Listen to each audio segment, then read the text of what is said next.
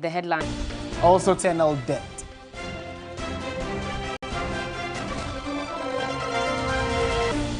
Media General Group CEO Beatrice Hajiman scoops Woman of the Year Award at 8th Exclusive Men of the Year Emmy Awards.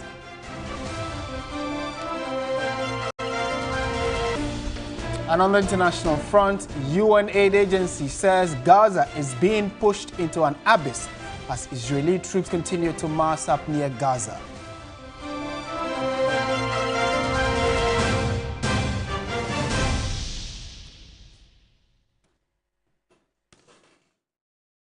We are live around the world on 3news.com. We are streaming as well on that website and also on Facebook and on DSTV. You're watching us on channel 279. We're starting off with some flood issues, as we've done in a couple of days. Some residents in the Volta, Eastern and Greater Accra regions affected by the ongoing spillage of the Akosombo and Mon dams continue to count their losses as more spillage water sweeps through their home. A 46-year-old Kojo Achu recounts how his 3-story building almost collapsed on his 3 children while they were sleeping. Joseph Armstrong has the rest of the story. Kojo Achu lives on Agopo, an island community in the Adan East district of the Greater Accra region, with his wife and children. On Friday night, he recalls how he almost lost his wife and children when a building they were sleeping in collapsed on them due to the pressure of the flood water. On Saturday, he evacuated his family to safety as he returned to safeguard the remaining property. Kojo Achu is now homeless. He now sleeps in an uncompleted structure. The flood started at 1 a.m. Luckily, my wife was awake and helped save our children. The building would have collapsed on them. Kojo is one of over 5,000 landlords and property owners who are now homeless. Many others have lost their businesses to the flood water. Mepe is a town located in the North Thong district of the Volta region. It's also inundated by floods. All my buildings that I have over there, all the 12 for my deep freezers are all in the water. So I don't know. When I was called from Accra, I came and the water was up to my knee level. When I climbed the story building to come down, it came to my neck. And there was nothing I could do. I couldn't rescue anything. We came here, we were told that they'll come and give us foodstuffs. Since the thing happened, before you get here, you have to form a queue, and the food that they are sharing, you won't get anything. Some, they will come like, let's say 50 balls of kenke. Before you get your turn, you won't get anything. So yesterday, I have to take pawpaw from someone to eat. And as I'm talking to you now, nothing. At Sokpe, in the South Thong district of the Volta region, the situation was similar. The once vibrant farming community has been submerged by the flood water.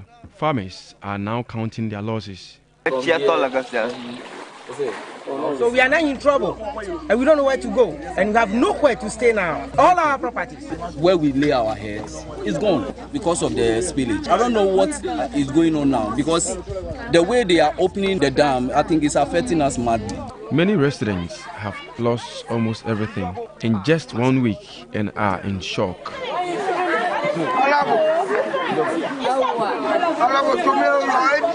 Graves have been inundated by the flood waters.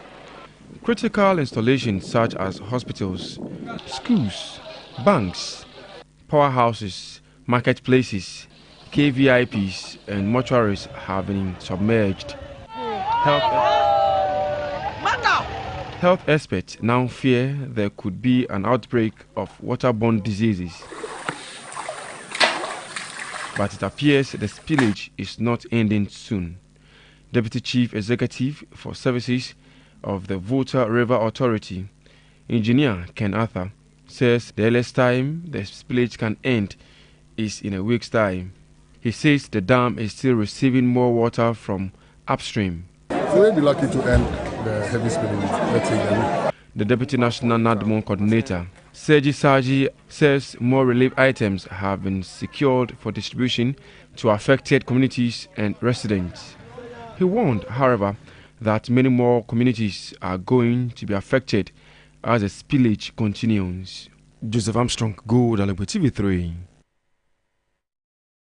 We're discussing this a bit further to get more updates on this unfortunate incident. Seji Saji Amedonu has joined us online. He is the Deputy Director General of NADMO. Good evening, sir, and thank you for your time. Good evening. We know that you have been to all of the affected areas. Tell us the number of people and homes affected by the dam spillage. Well, we are actually gradually getting a full picture of the numbers involved, even though the situation has not completely unfolded yet. As of the last data we had this evening, we are already hitting about 25,000 affected people across 6 districts. But as I've earlier said in all my interviews, North Tongue still remains the most affected, and followed by Central Town. And we are now having Shai Osudoku unfolding. Ada just started in terms of moving people to safe havens. So today, we've managed to move some people to some safe havens in Ada. So the situation is still unfolding, but we are already hitting close to about 25,000 affected victims already, some of which are in the number of safe havens across this district. Have you found a place for all of these 25,000 people that have been displaced or affected? Yes, we have quite a number of them in safe havens across the districts, but quite a number of them too have moved to stay with their relatives because some communities are completely submerged. So the total number of those people are those we have recorded as affected. So we have a lot of safe havens dotted across all the districts downstream the Volta River. Mr. Amedonu, we understand some people are refusing to relocate from where they are currently. What are you going to do about that situation? Yes, we started actually moving some people who are not moving. There are some people too who their homes are storage buildings, they have moved upstairs. And we have been telling them that just by virtue of the building sitting in water, we can weaken the structure and the structure can come down. So we find ways of moving those people to the safe level. Some don't want to move, and now we are doing some compulsory evacuation too as well. We understand that the VRA says that the spillage will continue for a week more. Is NADMO prepared to handle this? Yes, we are. I mean, with all our first respondents, we are really prepared. The challenge mentioned in your report is what we are currently trying to deal with. That is the possibility of a public health crisis. If we don't quickly do something about the sanitation situation and the water that has remained even around some of the safe havens. Are you receiving any kind of collaboration from state agencies like the police, the fire service, the health service? Yes. We work as a coordinating agency to coordinate response to disaster. So at the moment, all security agencies are on board. Today, the Director General and the head of some agencies did a surveillance around all the areas that have been affected. And this evening, the health team is also meeting to take decisions as to what to do in dealing with the issue of a possible outbreak of a possible public health challenge. Mr. Amedonu, we are grateful for your time this evening. We are definitely going to return to you for more details as it unfolds. Seji Saji Amedonu is the Deputy Director General of NADMO. And like Aisha, you rightly said, the government has also, you'd recall, set up a 13-member committee to look into this development. We'll be hearing from them as well subsequently. Still in the Volta region, though, the Volta Regional Minister, Dr. Archibald Yao-Lecha, says experts have assessed the Sogakope Bridge following concerns about its integrity. The minister said the experts have assured the bridge is safe for use. It was expected that the spillage, once it starts, something like this may happen. The only thing I would say is that I was here a week ago and it wasn't as bad as we're seeing today. I was here on Thursday and I could see by people's cages, fish cages, being washed towards the estuary. That is a great loss to people who have invested so much in fishing. That has happened. But even between 3 days today and today, 3 days ago you could drive on this road, but today you can't. You know that these surface water are all polluted and contaminated. So we have to make sure that the people have safe water. Water has been ordered, and we'll make sure all these people have access to drinking water. The assembly is making sure that the water gets to them, the assemblymen. Kope Bridge is very safe. VRA did some job there yesterday to make sure that the space below the bridge is cleared for water to flow. So we don't have any cause for alarm as far as the Kope Bridge is concerned. But there are other small culverts that have been affected by this. So when we are coming from Sogakope today, we had to do a detour because some culverts are caved in. And I understand there are some. We are now going there to inspect some bridges on the Didome to Joapon Road. I was told that some of them have been overtaken by the flood waters.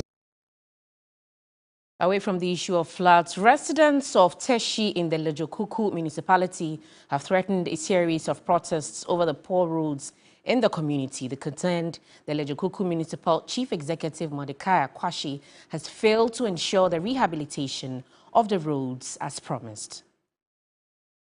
Residents of Teshi and its environs staged a 5-hour protest against the phenomenon of widely spread bad roads in the municipality. The May 30 demonstration was dubbed Meba Teshi, to wit, Why Teshi. Apart from the Teshi Link Road, all other inner roads, which serve as an alternate route, are untarred with craters all over, affecting mobility, impacting negatively on commuters' health and socio-economic lives of the people. Municipal Chief Executive for Lejokuku, Mordecai Akwashi, pledged a 6-week completion date for some of the inner roads. Current contractor on site, I suppose the roads he's doing are 4 key routes. He's doing the road from Ajom and roundabout to Lekma Hospital. He's doing the road from Mobile or Total filling station or port area all the way to Chiblo or last stop. He's doing the road from Ajoma roundabout to Teshinungwa First Junction. And then he's doing the road from Yomo Specs, King Kote Street, all the way to Manfi Junction. These 4 roads, I think, total about almost 5 kilometers. We're supposed to complete this project within the next 4 to 6 weeks. This project should be done. 4 to 6 weeks. Yes. So some of the roads that we showed, if we should visit the place in the next 4 weeks, the roads will be fine. They will be fine. 6 months on, the roads are still in their poor state. The MCE declined to speak when the news team made a follow-up concerning the state of the roads.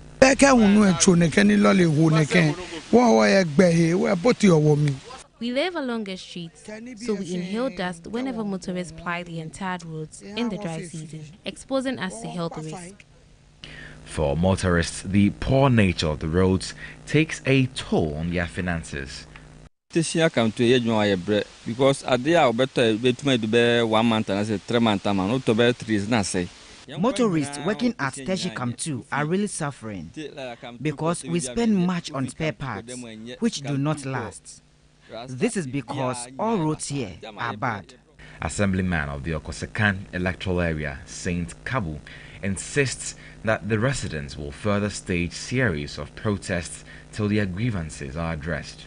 Sometimes what the residents wants to do is to block the roads, and you know that it wouldn't be legally right for them to do. We keep assuring them that we will do our best to ensure that at least the roads are motorable. If these roads are blocked, it will go a long way to affect us. But if worse become worse, we will still continue to demonstrate until our plights are responded to. Still watching News 360 on TV3. Let's turn our attention to some other stories now. It might be global in perspective, but then it has local implications. And you know that Israel and Palestine are having their own conflict. And that conflict may be thousands of miles away and it's happening somewhere in the southern part of Israel. But Ghanaians living in Israel are already, or in both cities near Israel, are already feeling the impact of the war between Palestine and Israel. In this report, my colleague Judith Brown engages with a Ghanaian who is stuck in Israel and tells the struggles she is currently going through. A sense of shock, grief and uncertainty is the situation in Israel since the Palestinian militant group Hamas launched its biggest attack on Israel in many years. Currently, over 1,400 Israelis and over 2,000 Palestinians have been killed in 1 week, not to mention the huge number of Israelis that have been taken hostage, men, women and children inclusive. While some countries are making efforts to evacuate their citizens from Israel, sources at the Foreign Ministry here in Ghana say they have not yet reached a stage that requires evacuation of Ghanaian citizens. We touched base with 33-year-old Abigail Ajay, a Ghanaian who lives in Tel Aviv, several kilometers away from border towns where the strikes are being felt directly. Even so, she says she still feels the impact. I've encountered like 3 or 4 times before, but it wasn't like this. This is really, really serious. Even during this afternoon, it happened. There was a lot of bombs in Tel Aviv, and then we have to run to the shelter. And if you are in Israel or in Tel Aviv, you're a little bit safe because all the places we have shelter, and there's something that is taking the bombs upwards. So those living in Tel Aviv and then the other suburb are safe. But if you're living afar, it's going to be very difficult and tough, yeah. Abigail works 2 jobs in both the hospitality industry and the medical field. And while the situation in the Tel Aviv suburb is relatively calmer, she tells me there's a growing shortage of supplies. As at now, if you go to supermarkets, some of the shops, there are a lot of shortages of some of the items. Especially if you want water, rice. I went to the supermarket in my state that I live. There was no water, there was no rice. So you have to move to supermarket by supermarket to check if you would be able to find something to buy. Abigail is among many other Ghanaians living in Israel. But while the strikes persist, it is left to be seen whether or not Ghanaians are willing to evacuate if the opportunity presents itself. For Abigail, however, it's a no.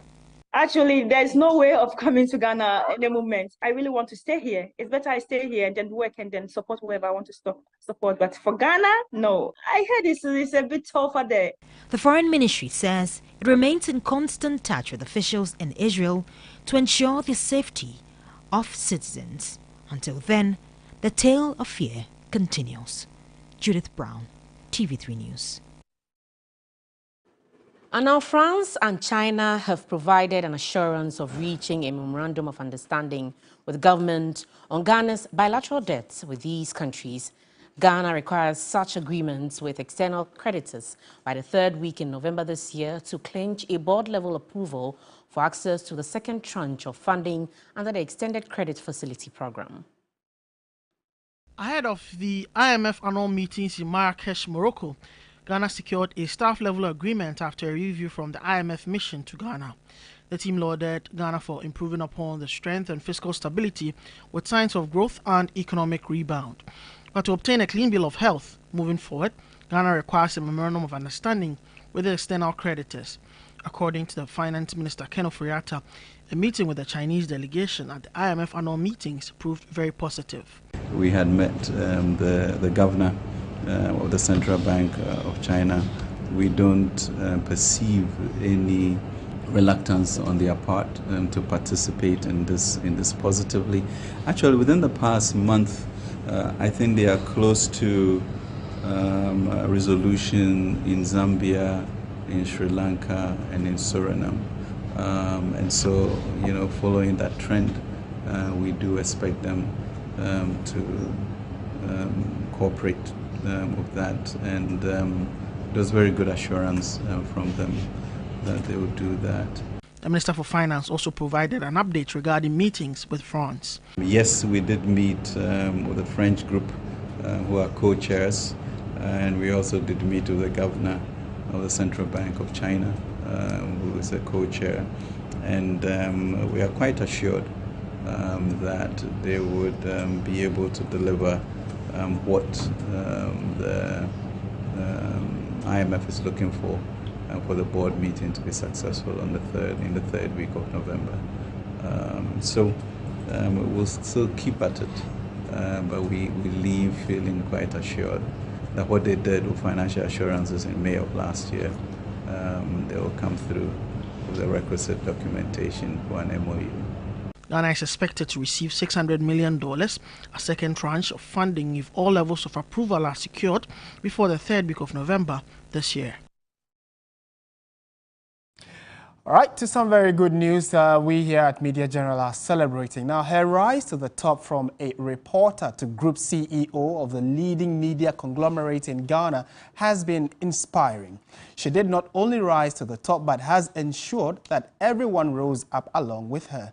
Today, she has been given the flowers and recognition she so deserves. Woman of the Year at the 2023 8th edition of the Emmy Awards. Here is a glowing tribute to a trailblazer and outstanding group CEO of Media General Limited, Beatrice Agyeman. Ladies and gentlemen, our woman of the year is Mrs. Beatrice Agyeman.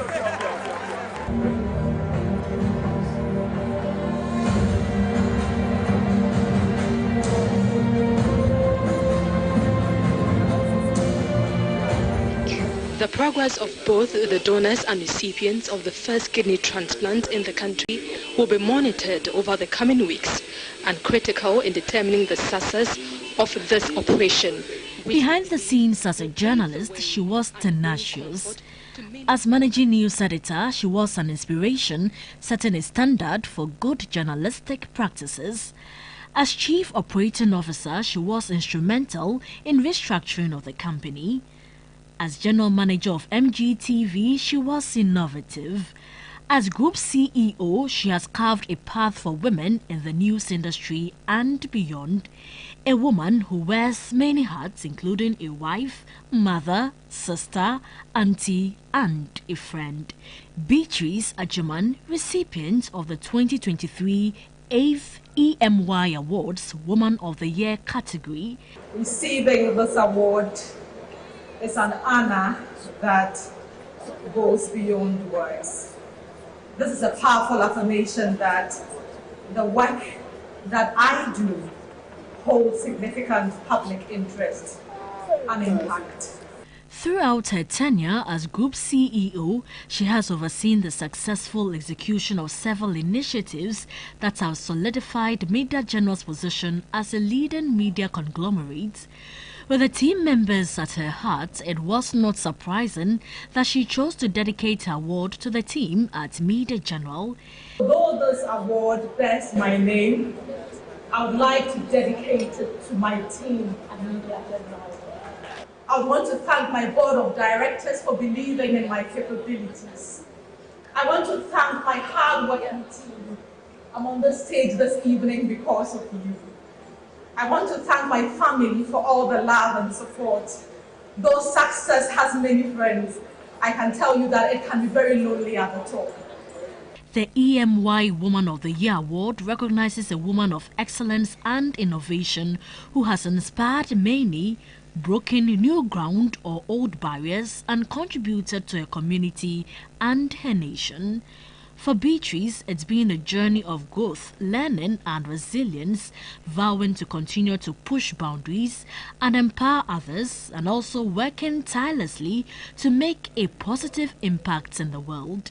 The media is very, very influential, and I want us to use our influence wisely and responsibly. I know you would say that Media General's biggest subsidiary, TV3, has topped the ratings over the last 4 years.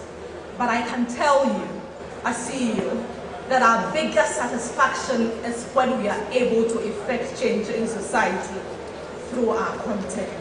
From the team here at Media General, comprising TV3, 3news.com, Onua TV, 3FM, Onua FM, Connect FM, and Akuma FM, MG Digital, 3 Foundation, and APL, it's 3 hearty cheers to a trailblazer and a woman of substance, Beatrice Agyemang.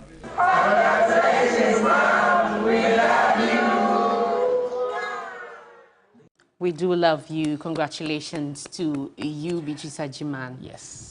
I mean, clearly, this year we have actually done quite a lot in terms of the awards we are winning, and big congrats from the news team as well to Madam Beatrice Agyemang. Your leadership is stellar, and we are happy to be a part of the success story. It's still raining awards here at Media General because one of the hosts of New Day Morning Show on TV3 and head of entertainment at Media General, Bella Mundi, was crowned Female Young Achiever at the 8th EMY Africa Awards.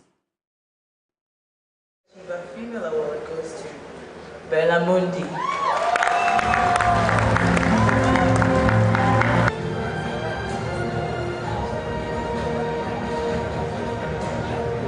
Thank you so much for this honor, and I'm dedicating this to all my sisters in the industry, and of course these two lovely ladies in Alfred, and all the people who have supported me. My year started in a very interesting way. I had a dream, I had no plan, and I'm sure God was laughing and saying, if only you knew what I had planned for you. And this is one of the very humbling moments. I'm very grateful. Auntie B, CEO, Group CEO of Media General, thank you so much for everything that you've done. You brought out a side of me that I didn't even think I had, and I'm grateful for you. And Nana Macron, AJ Sapon, Alfred Akante, and everyone else, thank you. Thank you, Emmy. Thank you, God.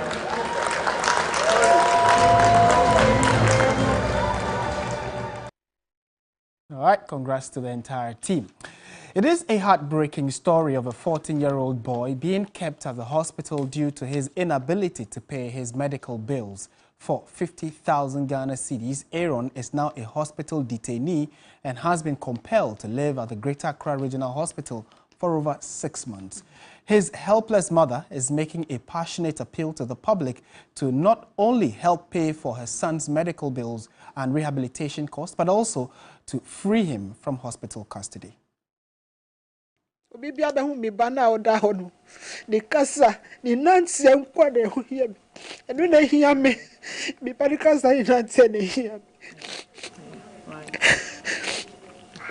A mother's cry. And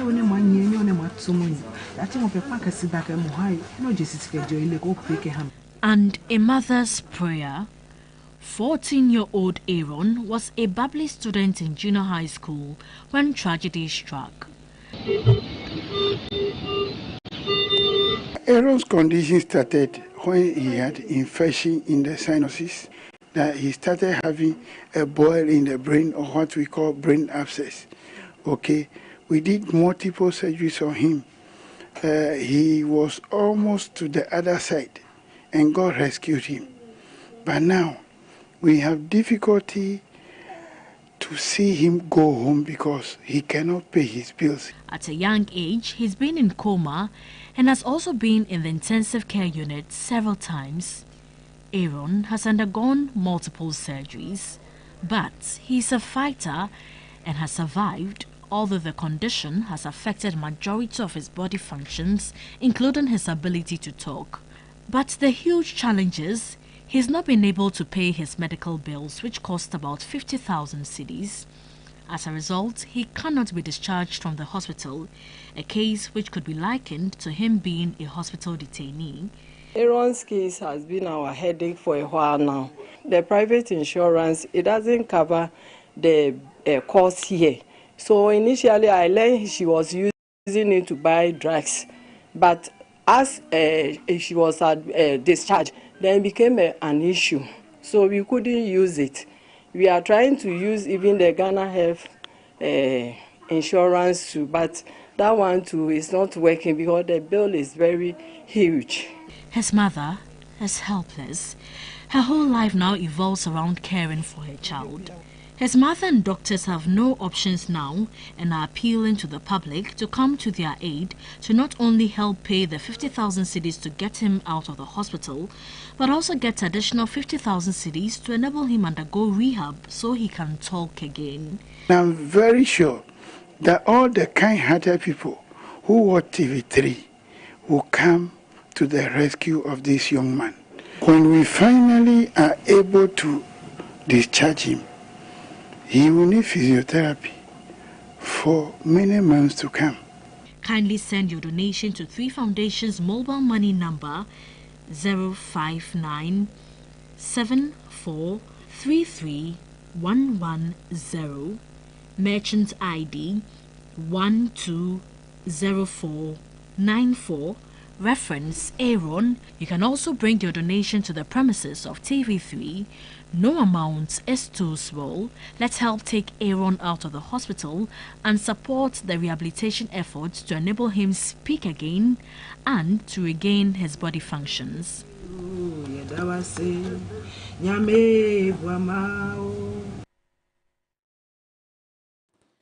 And as we have done over the years, you can come to Aaron's aid by donating to 3 Foundation on the number 0597 433 110. That's 0597 433 110. This is News 360. We're going for a short break. When we return, we have more stories for you. Stay with us.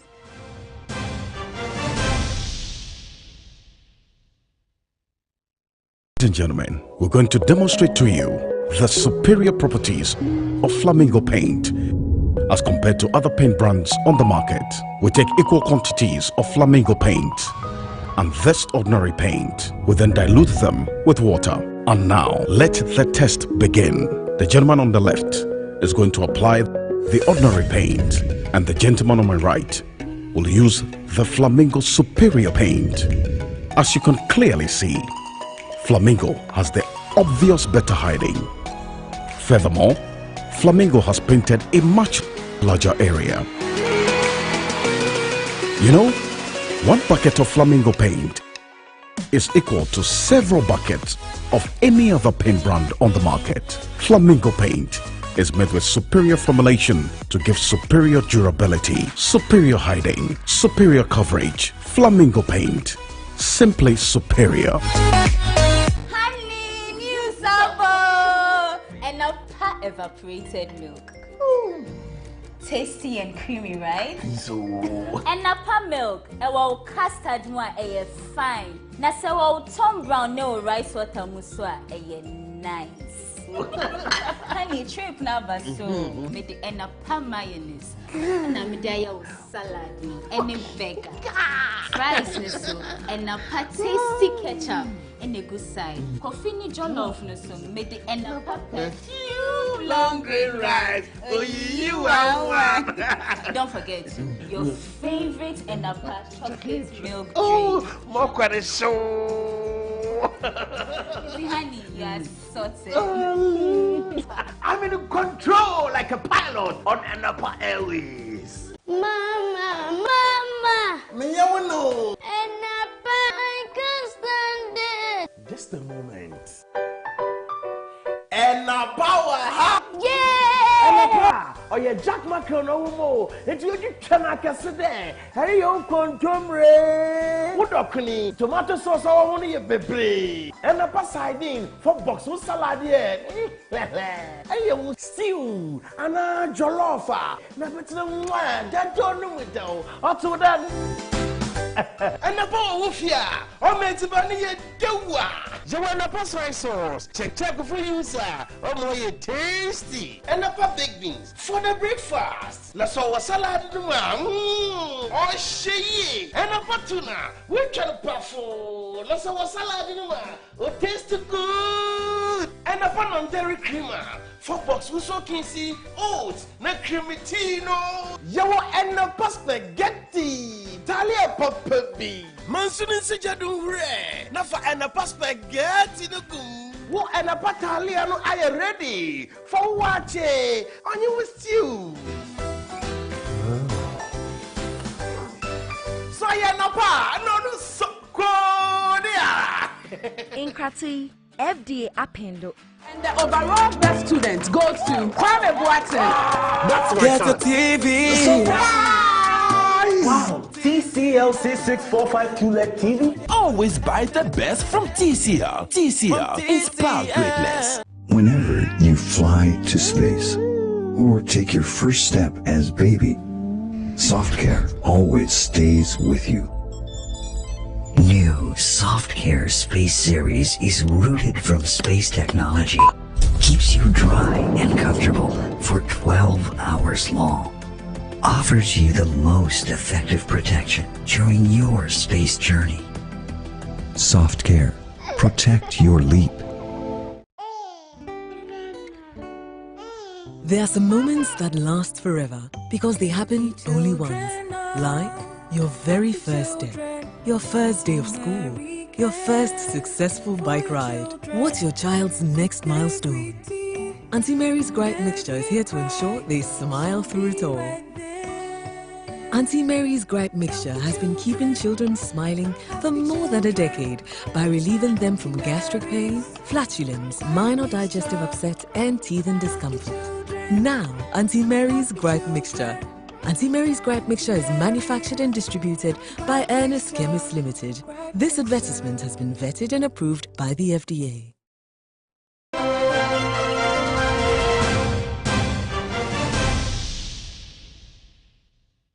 Welcome back. Now, PZ Cousins, producers of Carex hand sanitizer, an antibacterial hand wash in partnership with 3FM and World Vision Ghana, have engaged pupils of the Nima cluster of schools on proper hand washing. The move was in line with the International Day of Hand Washing.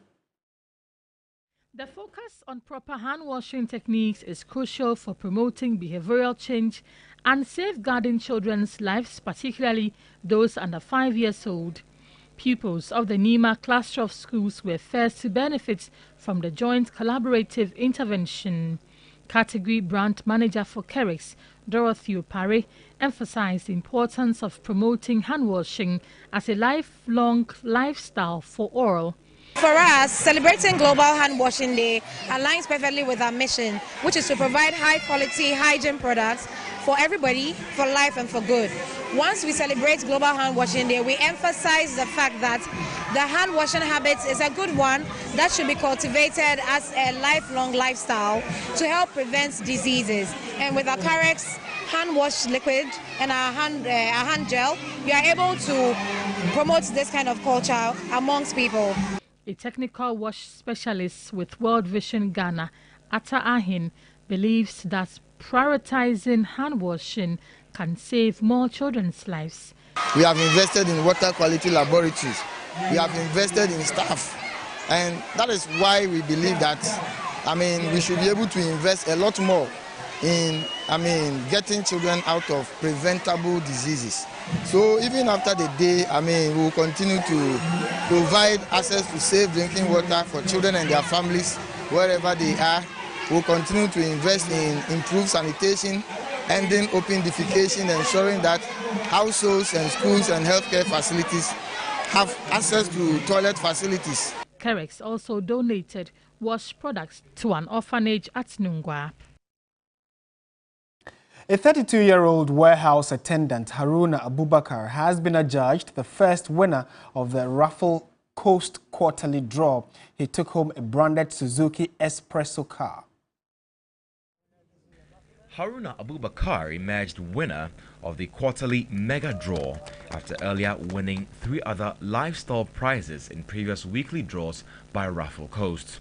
His zeal to have his life impacted through the lottery game is achieved. For now, I'm very, very happy. Now I'm working to go shop. Every day I'm taking trotro, but now I know that when I'm going to work, I'm joining my car to go to my work. I'm not going to pay and trotro. I'm not worrying about taxi driver. I'm not worrying about Uber driver. Now I have my own car, so now I'm my own car. This is what it is. We aspire to inspire. We're giving everyone a shot. You know, as you know, a raffle is a raffle, and you might just be the lucky one. For me, I wish you all the best.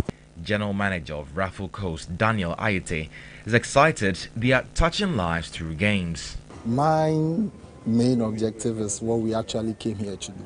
We came and we said that we'll be giving out cars, we'll be giving out phones, we'll be giving out cash. We've done that. For everybody out there that is watching, this is the first card draw, and Haruna emerged the winner. It's a raffle. I mean, at the end of the day, there's definitely going to be a winner. It might not be you. Tomorrow it might be someone else. And aside that, you know, Raffle Coast even has a corporate social responsibility thing where a percentage of the tickets that are sold, you know, is utilized for life-changing events. So perhaps you didn't win it, but someone else will be benefiting from your purchases. So it's a win-win for all. Raffle Coast will hold its mega draw in December, where another car and a 3-bedroom house at Adenta will be up for grabs. The public can participate in the next draw by purchasing a raffle ticket for only 10 cedis by dialing *365*224# on all networks or visit rafflecoast.com. Leading health and hygiene brand Dettol, under the umbrella of Reckitt, has commissioned a borehole in Ajen Kotoku in the Ga West Municipal Assembly of the Greater Accra region. Now, the commissioning, which forms part of celebration of the 2023 Global Hand Washing Day, aims to enhance access to clean and safe drinking water in a community primarily reliant on farming. The borehole project is estimated to cost over 50,000 cedis and is to enhance access to hygiene education and safe drinking water for the Ajen Kotoku community. The borehole, positioned at Papasi Zongo, will address the pressing water needs for over 10,000 inhabitants who have long yearned for a reliable source of water supply. Country manager for Reckitt, Ali Tariq, noted that Global Hand Washing Day is a platform to raise awareness about the importance of hand hygiene. The chief of Papasi, Baba Idrisu, was grateful to the Dettol team for their support in addressing the community's long-standing water challenges. I think having this borehole in our community actually will help a lot of people who are facing a lot of difficulties to get clean water and be happy with this clean water that we have gotten from the Dettol company. Since the installation of the borehole by Dettol, we are now a joyous community. We have access to clean treated water. Thank you, Dettol, for providing this water for us. Dettol reaffirmed its commitment to promoting hand hygiene with its antibacterial soap and access to clean water. Dettol is manufactured by Reckitt, a global leader in health and hygiene. Sports news is right around the corner, but before we go there, let's bring you another exciting news here at Media General, where our Northern, Savannah and Northeast regional correspondent Christopher Amoako has also bagged 2 awards at the 3rd Northern Region Ghana Journalists Association Awards. He retained the Best Education Reporter and the Best Reporter in Development Journalism in furtherance of the SDGs. The awards night brought together journalists working in Northern, Savannah and Northeast regions. 10 journalists who distinguished themselves in line of work received awards in different categories. Media General Correspondent for the Northern, Savannah and Northeast regions, Christopher Amoako, won the Best Education Reporter and the Best Reporter in Development Journalism in furthering the SDGs. Speaking at the event, Northern Region Chairman of GJA, Yakubu Majid, urged journalists in the region to use their platforms to project the region for development. National President of GJA, Albert Kwabena Jumfo, cautioned political parties to desist from attacking journalists in line of their duty. We are also concerned and we condemn yesterday's assault on Akosia Ocho, City FM, City TV journalist at the NDC regional office in Greater Accra. An innocent journalist has been attacked by supporters of the largest opposition party less than a week after a media house was stormed by activists affiliated with the governing party. Deep development is abhorrent This barbaric behavior cannot continue, and we also expect the police to act swiftly. Northern Regional Minister Alhaji Shani Al-Hassan appealed to the media in the region to live by the tenets of journalism and support government to deliver on its developmental agenda. Mohamed Fugu was adjudged the overall best journalist of the year. Congratulations to our top man, Christopher Marco. Very well deserved. Up next is some sports news with Yao Ofusulabi. Please stay with us.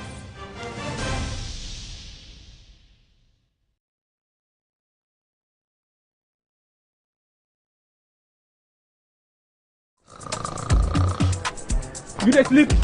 That's man. Madina. Sentuntum say wunna ma deju me ma wonsa.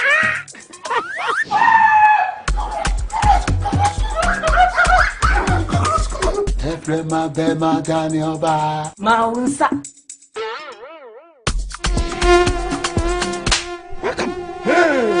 Sentuntum ma sumuda ma wonsa. That shall not slap. Having black mosquito quail. Common tontom na empom wisie bebre na ema wo mowa na ema wo nhwem na ehwem. Having insecticide spray hwam na sanso kum a wotu ene omo hwia nyina. Now having naphthalene balls and having perfumed insect repellent no ekumwa warrior nothing just here with having black mosquito kwe empom wisie bebre and say wo hwene so ehwam kama kwe no emubu na jumo size no boduma don't shred do me no and a heaven spray having naphthalene balls ni perfumed insect repellent no ekumwa omutu na wa wonam from nothing just here with heaven dear bakope heaven dear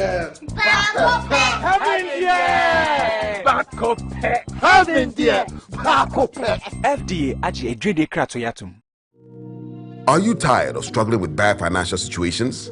At Quick Credit, we understand the difficulties that come with transitioning to a better one. That's why we're here to simplify the process for you. With loan facilities of 1,000 cedis and upwards, all you have to do is call and we will take care of the rest. All you need is your national ID, no savings, no collateral, no susu, no deposits, and no account opening required. Quick Credit has you covered. Whether you're expanding a business, starting a new one, facing an emergency like school fees or funeral expenses, or even just in need of a salary loan. Call Quick Credit today, 0302 200 390 or 059 692 0833. We do not give loans via the internet. Quick Credit is regulated and licensed by the Bank of Ghana. Terms and conditions apply. Quick Credit. Lending made simple.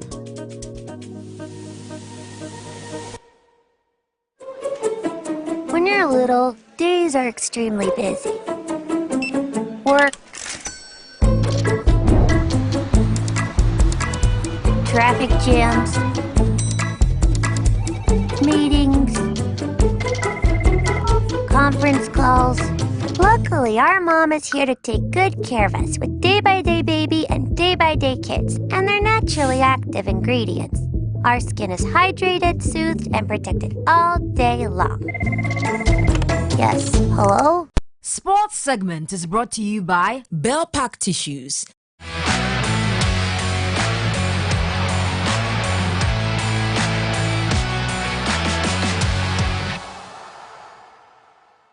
All right, good evening. Let's do sports news here on News 360. My name is Yao Ofosulabi. Now, Black Stars boss Chris Hughton admits his side failed to cope with the intensity of the Mexican side following the 2-0 loss in the international friendly at the Bank of America Stadium in Charlotte in North Carolina. It was the second friendly game for the Black Stars after Liberia win at the Accra Sports Stadium. And Hughton was yet to taste defeats in 5 games during his tenure after assuming the role as head coach. We struggled to cope with the intensity of their game in that second half period.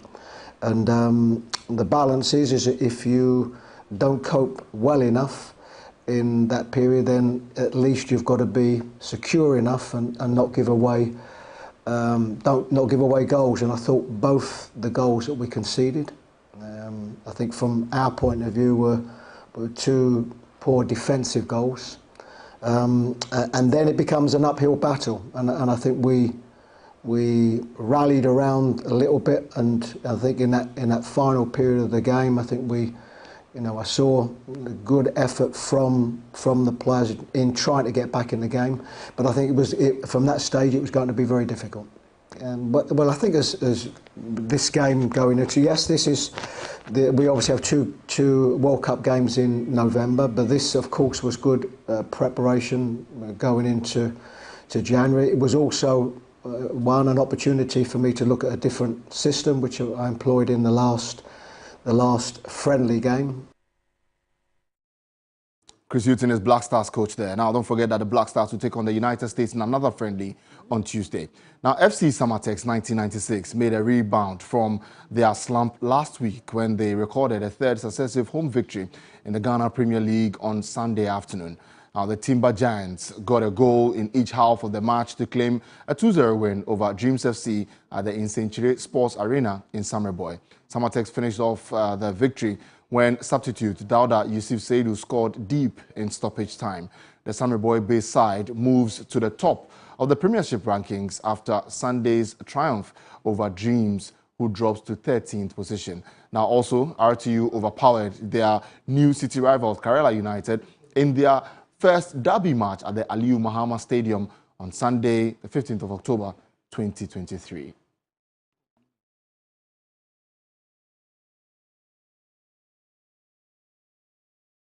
And on some more stories, and Brazil took the pitch at the Estadio Campeón de Siglo for their training session since arriving in Montevideo in in Uruguay.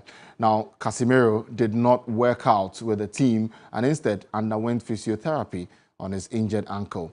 The Seleção will face Uruguay in the World Cup qualifier on the 17th of October. Argentina leads South America's World Cup qualifying with 9 points, followed by Brazil with 7, and Colombia with 5, Uruguay with 4, Chile also with 4, Venezuela with 4, and the bottom has Bolivia with 0. Now, all 10 teams will play the fourth round on Tuesday. The next World Cup is in the United States, Mexico, and Canada, and is expanding to a 48-team format, meaning direct entry to the top 6 teams in South America. The 7th-place team will contest an intercontinental playoff for a berth. Well, that's all the sports news this evening here on News 360. My name is Yao Fusula of Entertainment News. Come after the break.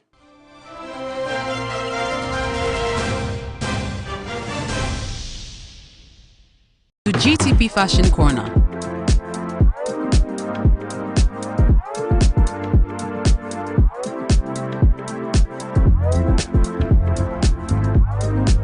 GTP, life, style.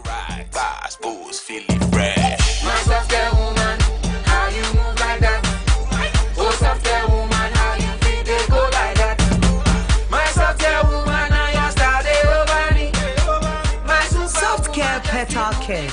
Great new design. Fit right. Reducing friction by 70%. It absorbs all liquid to prevent leakage. This advert has been vetted and approved by the FDA. Entertainment news segment is brought to you by Awake Purified Drinking Water, GTP, Lifestyled, Vodafone, Further Together, and powered by 3 Entertainment.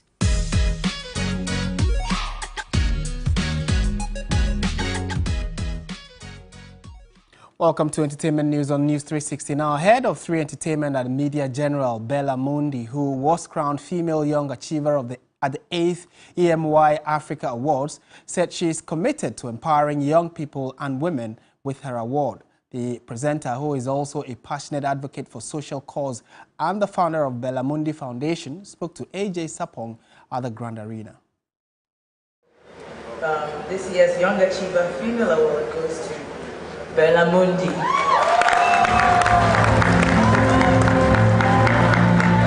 Now, it's a night of celebrating not only as our group CEO Woman of the Year, but also 3 Entertainment boss lady herself, Bella Mundi. It's also a young female achiever. Congratulations, Bella. Darling, thank you. Now, first and foremost, now hearing your name called on that stage, getting up there and then receiving this award, describe those emotions for me. I think that, again, because I've known about this, I was humbled but prepared to receive it. And for me, I received this on behalf of every young woman, and I said that on stage because it's beyond what I've done in the industry. It's about how I've impacted people. And so when my name was mentioned, I just looked back at all the young women and men who have been inspired by my journey, and I just said, thank you, God. Biggest lesson you've learned over the course of your journey in the media space? Don't doubt God. Don't doubt God. I had to unwillingly give up something. And little did I know that when I was being told to give that up, there was something bigger for me. And if I had not given that up, I probably wouldn't be on this stage at this point. And so that's my lesson. Don't ever doubt God. I doubted him so badly, and I was willing to disobey, but I gave in, I acquiesced, and here I am today. So thank you, God. No, we have to celebrate this, but finally, before I let you go, future plans. I mean, you've been named Young Female Achiever. Obviously, I'm sure Woman of the Year is something that's on your mind some years to come. But what are some of the future aspirations, not only for you, but as the brand, Bella? For me, it's more about helping other young women grow, and so that's what I'm focused on now with my BE project, and of course with 3 Entertainment and Media General. I have a couple of people under me, and I'm trying my best to help us grow that department, and in effect also grow the people who are in that department, and touch every life as well. So that's the future for me. Whatever God has for us, why not?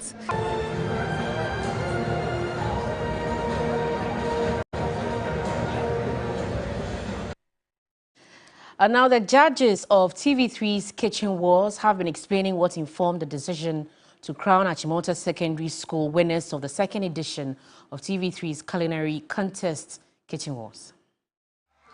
Congratulations! It's very, very tight, but it all went down to the presentation and the taste. And the two, first and second, was so close. But Achimota in the presentation was top one. Very good. If they're not a chef, they should be a chef by now. So yeah, so that's what I have to say.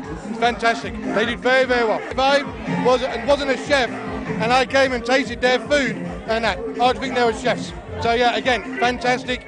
And looking forward to next year. Never know, they might come back next year and win it again. Okay, I think they came prepared. They came with a winning mindset. Because when you take it from their presentation, their taste, if you pick everything individually, it tastes so good. You bring it together to taste so good. Presentation was I'd say excellent. Because if I go to a luxurious hotel, if I go somewhere classy, that's a presentation I'd see. Still watching News 360. Let's find out what's happening elsewhere around the world. Israeli troops continue to mass near Gaza ahead of an expected ground offensive, but it has given no indication of when it might mount an attack. The Israeli government has raised the death toll of those killed in Hamas's attacks to more than 1,400. The Hamas-run health ministry in Gaza said on Sunday that 2,450 people have been killed in Israel's bombing campaign launched in the aftermath of last week's atrocities. The UN's aid agency has said that Gaza is being pushed into an abyss. The US has sent a second aircraft carrier to the region to deter hostile actions against Israel. Iran has warned of far-reaching consequences if Israel continues attacking. Australian Indigenous leaders have called on for a week of silence and reflection after a referendum to recognize the First Peoples in the Constitution was decisively rejected by a majority of the population. Unlike other nations with similar histories such as Canada and New Zealand, Australia has not yet formally recognized or reached a treaty with its First Peoples. More than 60% of Australians voted no in the landmark referendum on Saturday. It was the first in almost a quarter of a century that asked whether to alter the constitution to recognize Aboriginal and Torres Strait Island people through the creation of an Indigenous advisory body, the voice of Parliament, that can advise Parliament on matters concerning the community.